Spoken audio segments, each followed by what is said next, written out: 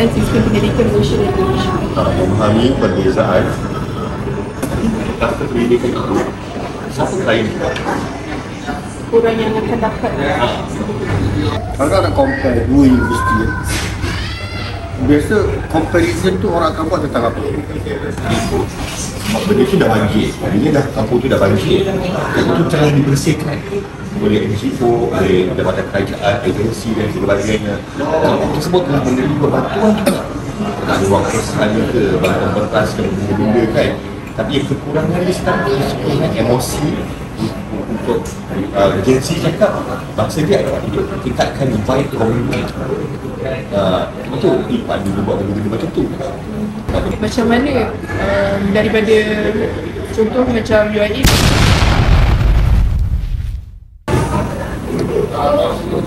dia nak angkat berapa GP?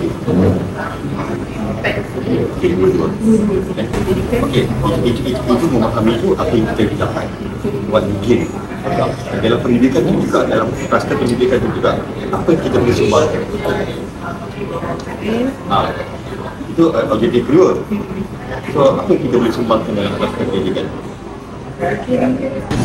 Contohnya, kalau kita buat pendidikan di kampung orang masih pos malam, mengajar matematik pertama. tapi kalau daripada diorang, diorang ambil macam ni, sijil pembelajaran diorang daripada mana? Ajak orang kampung sama-sama buat wow, pergi ke hutan cari bulu kan. Lepas tu pergi mengerau ikan satu kampung, lepas tu kampung pergi bakaikan tepi sungai yang macam berkelam, macam betik ni ada budak zapin, ada apa kata dengan warna baik takraw petang-petang sama yang itu semua bertulis kepada matlamat dia adalah membuat sokongan emosi kepada komuniti yang baru saja diikut musibah. Asas tu kena ada dulu, memberi dan menerima, dan perkara tersebut mesti jelas. Sesuatu yang kita buat itu mesti jelas. Kalau nak berbandingkan berbandingan sistem pendidikan, apa item-item kau nak yang kau nak, item-item yang kau nak bandingkan itu, dan adakah item-item yang kau nak bandingkan itu kau boleh dapat dalam masa sesingkat itu, dan kemudiannya adakah apa tujuannya, kita nak buat apa lepas itu?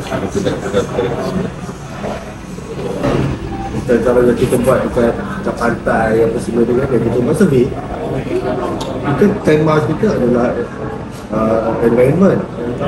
Kita buat survey pada pengunjung sejauh mana dia faham tentang konservasi, tentang undang-undang yang berkaitan konservasi yang kita boleh buat.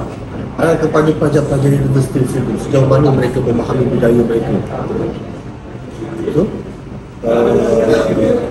budaya kita sebab student yang akan datang daripada berbagai tempat, bukan orang lokal kat situ. Sejauh mana pelajar-pelajar Universiti Utara Indonesia itu memahami budaya dan juga apa benda lah culture yang ada di Samosir Island. Ya, so, kalau kita buat perbandingan, dia kena ada dua, A versus B.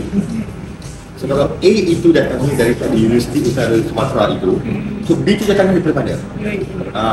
Must be specific buat A. Jadi kau kena ada dua-dua datang.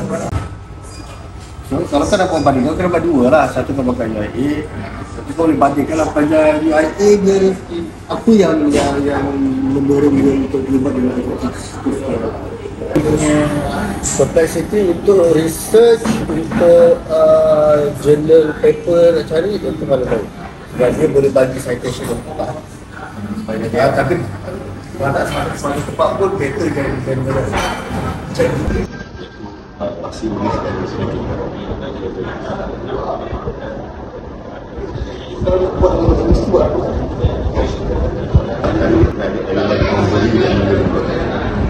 So, objektif yang pertama memberi untuk kluster pendidikan. Yang kedua, yang pertama adalah menerima untuk kluster pendidikan. Yang kedua adalah memberi untuk kluster pendidikan. Yang ketiga adalah menerima untuk kluster kebudayaan dan sosial. Biasanya sosial dan budaya tak boleh terpisahkan. Cara kau makan, cara kau bercakap, cara kau berbudaya dan cara kau berinteraksi blend jadi satu. Dia jadi satu.